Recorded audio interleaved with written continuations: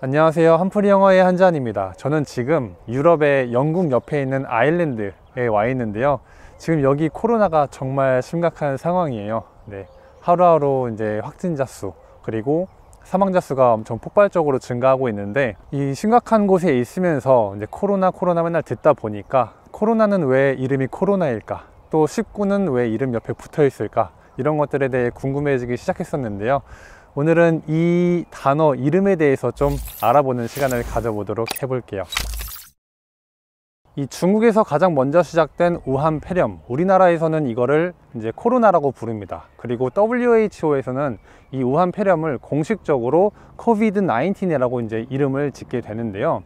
일단 이 COVID-19부터 짚고 넘어갈게요. 이 COVID-19, 이 이름은 또 어디서 나왔냐 하면은, 일단 COVID에서 CO, 이 CO는 바로 코로나의 그 CO를 가져온 단어고요. 그리고 그 뒤에 있는 VID 할 때 VI는 바이러스에서 가져온 단어고, 그리고 마지막에 있는 D는 disease 해가지고 이제 질병, 질환 이런 뜻을 가지고 있는 단어입니다. 바이러스는 일단 뭐 사람 간에 전파도 되고 동물 간에 전파도 되잖아요. 그래서 이렇게 전파가 되는 질병이라는 뜻으로 COVID-19이라고 이름을 짓게 된 거고요. 그리고 그 뒤에 있는 숫자 19는 2019년에 처음 시작된 질병이어가지고 19라는 숫자까지 붙이게 됐다고 합니다. 그리고 이 우한 폐렴을 영어로 발음할 때는 COVID-19이라고 말하고요. 그리고 우리나라에서는 이제 질병관리본부에서 코로나19라고 발음을 하더라고요. 19라고 말고 19라고 하더라고요. 일단 공식적으로 부르는 이름은 이런 식으로 이제 발음을 하게 됩니다. 그러면은 코로나는 왜 코로나일까? 라는 의문이 드실 수 있을 것 같은데요. 이 코로나는 일단 그 생김새 때문에 이렇게 이름이 지어졌다고 해요. 코로나의 사전적 의미를 검색을 해보시면은 뭐 태양이나 달 주위에 있는 뭐 동글동글한 그런 밝은 원, 뭐 이런 뜻으로 검색이 되실 거예요. 일단 이 코로나는 일단 라틴어인데요. 이 라틴어에서 이 코로나라는 뜻이 뭐 왕관, 그리고 화환 이런 뜻을 가지고 있어요. 그래서 이 왕관이나 화환을 보면은 그 왕관도 그렇고 화환도 그렇고 동그랗잖아요. 동그란 거 주위에 이제 동글동글한 게 또 박혀 있죠. 그리고 이 코로나라는 질병을 현미경으로 확대해서 보면은 그 모습이 동그란 거 주위에 이제 동글동글하게 박혀 있다고 하는데, 그래서 이런 모습 때문에 코로나라고 이름을 지어지게 됐다고 합니다. 그러면 또 의문이 생길 수가 있어요. 왜 코로나라는 단어 이름을 굳이 라틴어에서 가져왔냐 할 수도 있는데, 일단 의학 쪽에서 의학 용어들은 대부분이 이제 다 라틴어 의학 용어들을 다 가져와서 쓴다고 합니다. 이 질병도 의학 쪽이니까 그래서 코로나라는 이름을 라틴어에서 가져오게 된 거죠. 그러면 이 코로나라는 바이러스가 우한에서 시작된 게 최초였을까요? 그 이전에는 코로나라는 질병이 없었을까요? 일단 이 얘기를 하기 전에 일단 비교를 좀 하기 위해서 이제 감기를 좀 들어볼게요. 겨울철에 감기 많이 걸리고 약도 막 많이 드시잖아요. 그런데 이 감기 종류도 딱 하나가 아니라 정말 여러 가지가 있습니다. 감기라고만 부르지 그 속에 그 질병이라는 거는 조금씩 다 달라요. 그래서 감기약을 먹었을 때 어떤 사람은 그 감기약이 잘 들 수도 있는데, 어떤 사람에게는 그 약발이 잘 받지가 않기도 해요. 그 이유는 그 약은 모든 질병을 다 치료할 수 있는 감기약이 아니기 때문에, 그리고 감기 종류는 여러 가지이기 때문에 그게 딱딱 맞지가 않으면은 약발이 잘 들지가 않는다는 거죠. 이렇게 감기처럼 코로나 바이러스도 이제 우한 폐렴만 지칭하는 건 아니에요. 이 코로나 바이러스는 다른 질병도 코로나라고 부르는데, 일단 세계적으로 유명한, 그리고 우리나라에게도 정말 유명한 질병들이 있죠. 바로 메르스, 사스, 이 질병들도 다 코로나 바이러스의 일종입니다. 그리고 감기 종류도 여러 가지라고 했잖아요. 그 감기의 여러 가지 종류 중에 몇 가지는 또 코로나 바이러스이기도 합니다. 1930년대에 이제 닭에서 이제 가장 먼저 코로나 바이러스가 이제 발견이 되고요. 그리고 그 이후에 이제 개, 돼지 등 이제 다른 동물들에게 전파가 됐고, 1960년대 들어가지고 사람에게 처음으로 전파가 됐다고 해요. 그리고 이 코로나 바이러스, 이제 우한 폐렴, 우리가 이제 WHO에서는 이 공식 명칭을 COVID-19이라고 이름을 지었는데요. 이거의 또 다른 이름은 SARS-CoV-2라는 이름을 가지고 있습니다. 그리고 우리가 잘 알고 있던 사스의 다른 이름은 SARS-CoV, 그리고 메르스의 다른 이름은 MERS-CoV, 이런 이름을 가지고 있습니다. 이렇게 코로나 바이러스의 종류는 다양하게 있어요. 그래서 메르스나 사스, 그리고 지금의 COVID-19 다 코로나 바이러스의 일종입니다. 그리고 이 COVID-19이랑 사스의 이름은 정말 비슷하죠. SARS-CoV, SARS-CoV-2 이렇게 숫자 2 하나 빼고는 다 똑같은데, 이 두 개의 질병은 좀 비슷하면서도 달라요.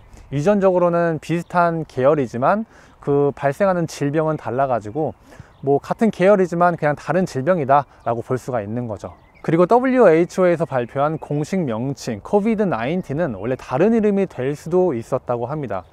이 WHO에서 이 질병에 대해서 이제 확정된 이름을 말하기 전에 이 이름을 어떻게 불렀냐면은 2019 nCoV 이런 식의 이름이 있었다고 하는데요. 그러다가 이제 2월 13일 날 이제 COVID-19으로 이제 이름을 딱 정하게 된 거죠. 그리고 WHO에서 이제 공식 명칭을 발표하기 전에 세계 과학자들은 이 우한 폐렴의 이름이 WRS-CoV라고 이름이 지어질 거라고 예상을 했었다고 하는데요. 그 이유는 메르스가 그 이유인데요. 메르스가 이제 중동 호흡기 증후군이잖아요. 그래서 Middle East Respiratory Syndrome 해가지고 MERS 이렇게 해가지고 이제 메르스라고 이름을 짓게 되었는데요.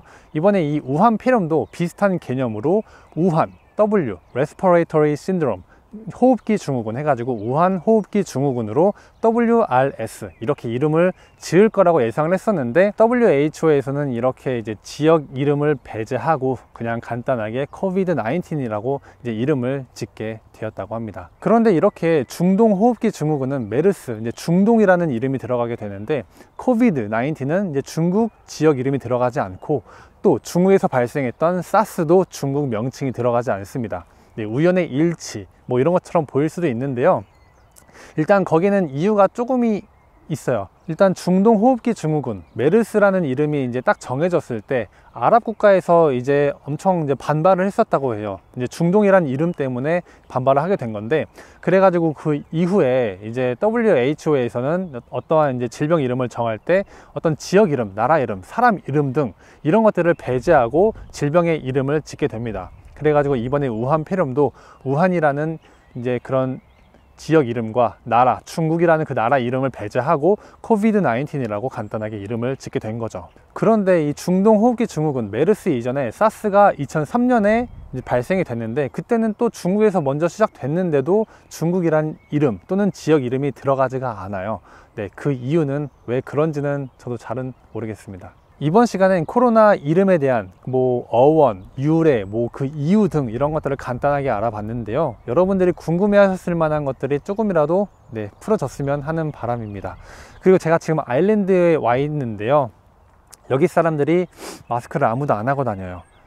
지금 우리나라의 확진자 수보다는 아직은 적지만 하루하루 이제 발생되는 확진자 수가 막 300명, 400명씩 늘어나고 있고 하루하루에, 그리고 사망자 수도 막 20명씩 발생하면서 지금 확진자 수는 우리나라보다는 적지만 사망자 수는 우리나라를 뛰어넘었습니다.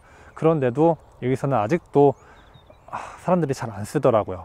그리고 인구수도 여기는 한 500만 명 정도 되는데 우리나라에 비해서 한 10분의 1 정도 되죠. 그런데 그 인구수당 이제 확진되는 비율이 엄청나요. 우리나라가 지금 현재 전체 인구 대비 0.02%가 확진이 됐다고 하면은 이 아일랜드는 0.1%가 확진이 됐다고 합니다. 그래서 여기는 마스크를 사람들이 안 쓰지만 정부에서는 락다운이라는 그런 조치를 내렸어요. 집 밖 2km 밖으로 나갈 수 없게 이제 조치를 내린 건데요. 그래서 뭐 식료품 이런 필수적인 상황을 빼고는 2km 밖으로 못 나갑니다. 그래서 지금 제 머리가 좀 지저분해 보이실 수 있는데요. 지금 아일랜드에 와 있어서 머리를 못 자르고 있어요. 네, 필수적인 상황이라고 말할 수가 없잖아요, 머리를 자르는 게.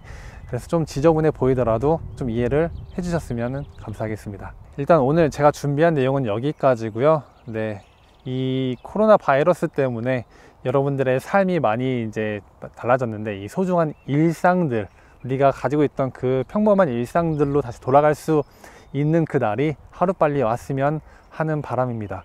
모두 건강 유의하시고요. 네, 기분 좋은 하루하루 보내시길 바라겠습니다. 감사합니다.